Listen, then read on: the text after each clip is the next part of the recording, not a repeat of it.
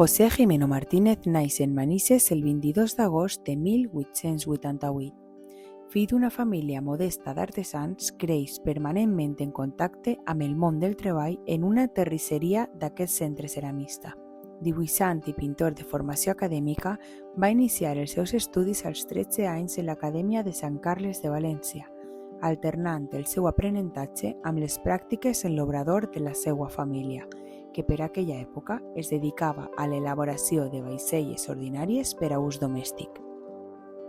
Als 19 anys assumís la direcció artística de la fàbrica de losa de Juan Bautista Cabedo, La Rosa, empresa que era en aquells dies una de les manufactures de ceràmica més importants i prestigioses de Manises. Posteriorment, va fer treballs especials per a la fàbrica de taulells de Francisco La Huerta. D'aquesta última empresa es coneixen algunes obres signades per José Jimeno, com el cartell ceràmic publicitari de la mateixa fàbrica datat en 1927, avui en el Museu de Ceràmica de Manises, i els panells del Calvari del Mont Carmelo en Palestina. Després del seu viatge a París per visitar l'Exposició Internacional d'Arts Decoratives, quan torna a Manises troba que seria convenient treballar en una línia pròxima o que recuperara el que havia sigut la ceràmica tradicional valenciana. En aquest sentit, encara que ell ja està treballant com a artista independent per altres fàbriques, altres marques, fent treballs com a pintor professional, és quan decideix en el mateix fàbrica, en el mateix obrador de son pare, es començar una producció pròpia. La fàbrica s'alça en el carrer de l'Hort sobre les bases d'una antiga terrisseria del segle XV, de la qual probablement encara queden restes originals, enclavat en el barri d'Obradors, en Manises. Obradors és el barri de l'origen de la tradició ceramista de Manises, alçat en el segle XIV a les afores de la ciutat, aprofitant el curs de les séquies que naixen de les diferents preses o assuts del riu Túria, i de les que les fàbriques i obradors prenen les seues aigües per a elaborar les argiles que donaran forma a les peces de ceràmica. Amb el pas dels anys i després de 3 generacions de ceramistes, la fàbrica va canviant el seu aspecte i estructura. Avui encara es conserven gran part de les instal·lacions originals. La fàbrica taller manté intacte el caràcter artesà de mètode de fabricació. S'ha incorporat tota la tecnologia i sistemes de seguretat adequats a les necessitats actuals i respectant al màxim la tradició que els caracteritza i representa. Els diferents treballs importants que va realitzar José Jimeno Martínez s'estenen prou en el temps. Rotulacions en col·laboracions, per exemple, en González de Martí, per la placa del carrer de Primadorreig en València, que ja no està, o posteriorment, en l'any 50 aproximadament, per els treballs de restauració de la sala daurada del Palau de la Generalitat. Tot el sòcol interior de la capella de la Sapiència de la Universitat de València, que va fer en col·laboració amb l'arquitecte Goerlich.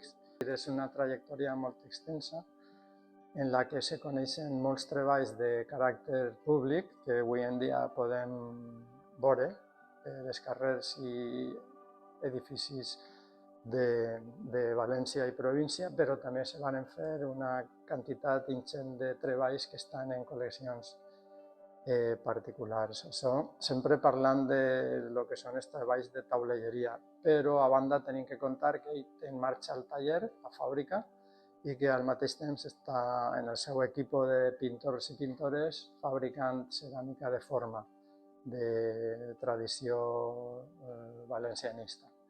En aquest sentit, la producció és immensa. L'estil neobarroc original de José Jimeno va crear escola i tendència i va originar el terme ceràmica de Manises per a denominar a tota classe d'adorn i taulell d'estètica similar basat en el barroc valencià original. Després d'una llarga trajectòria, José Jimeno va rebre diferents premis i reconeixements. En 1966, acompanyat pels seus fills, va rebre el títol d'Artesà Exemplar d'Espanya. José Gimeno mor en 1967 i en commemoració de la seva llarga trajectòria es va inaugurar en l'avinguda principal de Manises un monument seu en representació dels ceramistes de la ciutat.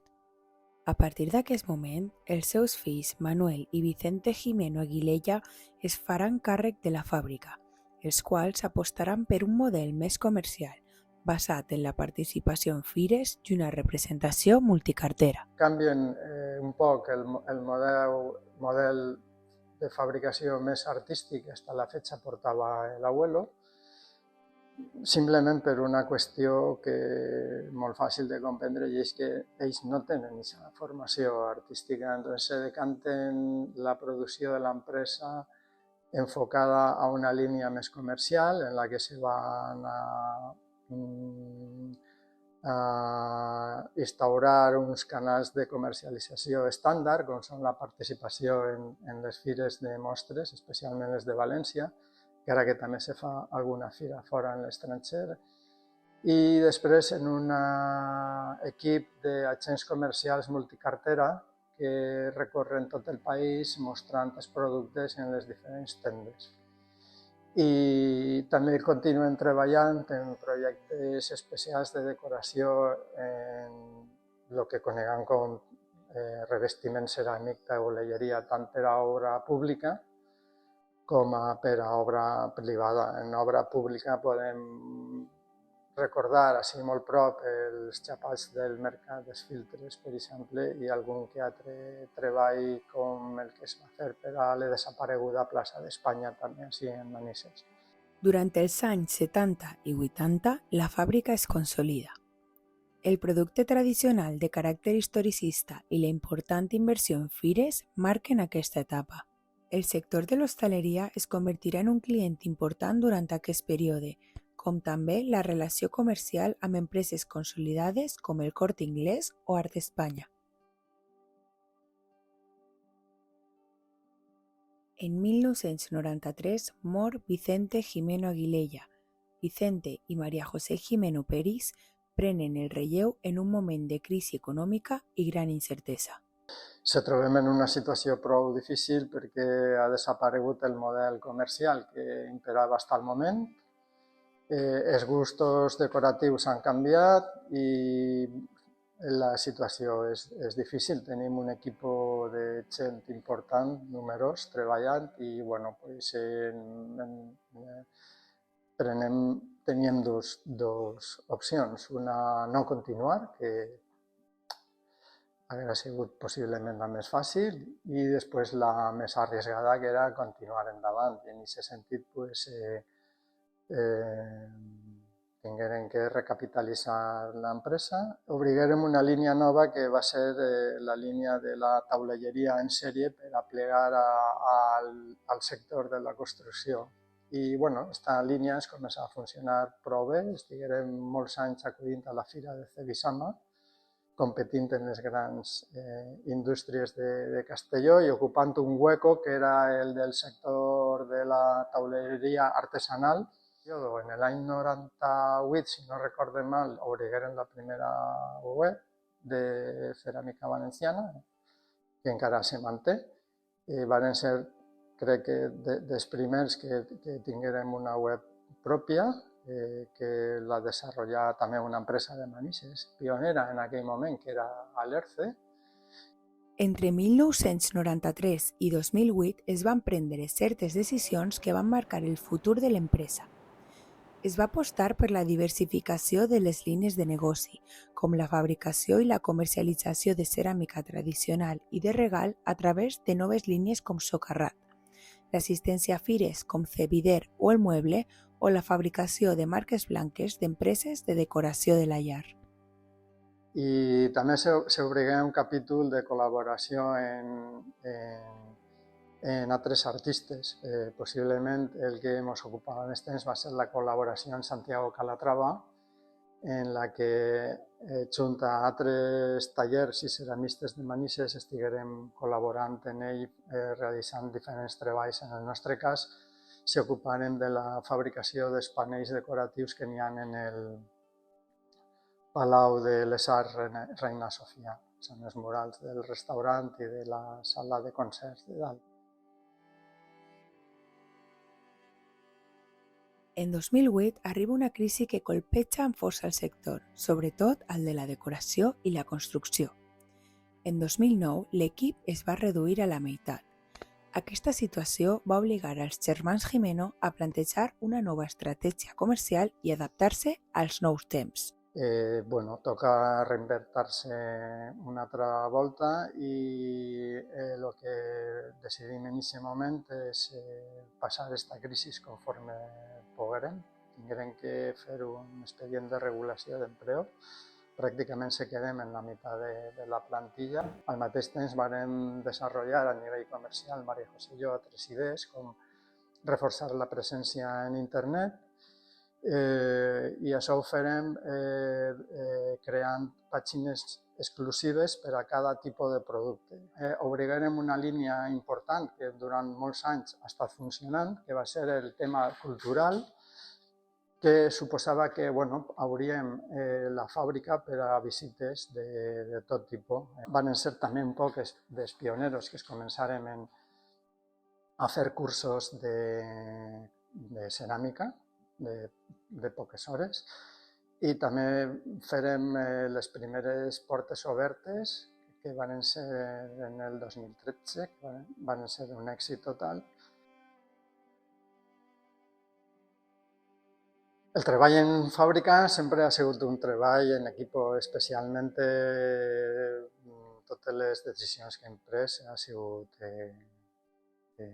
s'han consensuat i no han tingut diferències. Hem treballat junts, hem pres les decisions junts i s'han complementat perfectament. Jo he tingut una formació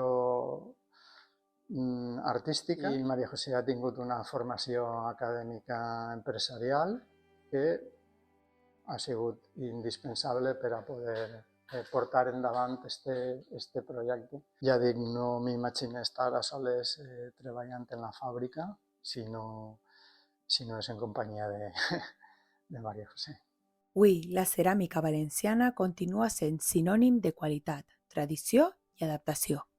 Les coses passen, tenen un principi i també tenen un final que en algun moment tindrà que arribar. Lo interessant seria que perdurarà el legat que hem aconseguit a nivell familiar i que se poguera prolongar en altres generacions de gent que li interessa i que puga apreciar el que ha sigut la història de la ceràmica valenciana.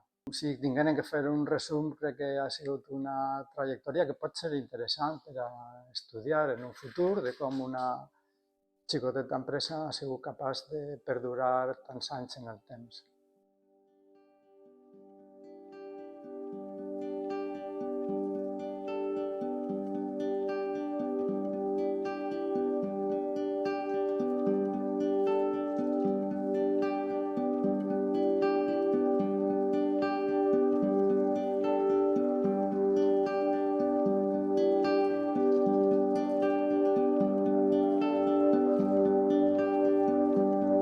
L'Ajuntament de Manises vol donar l'enhorabona a Vicente i Maria José Gimeno Peris per la implicació total durant totes les seues vides en el món de la ceràmica.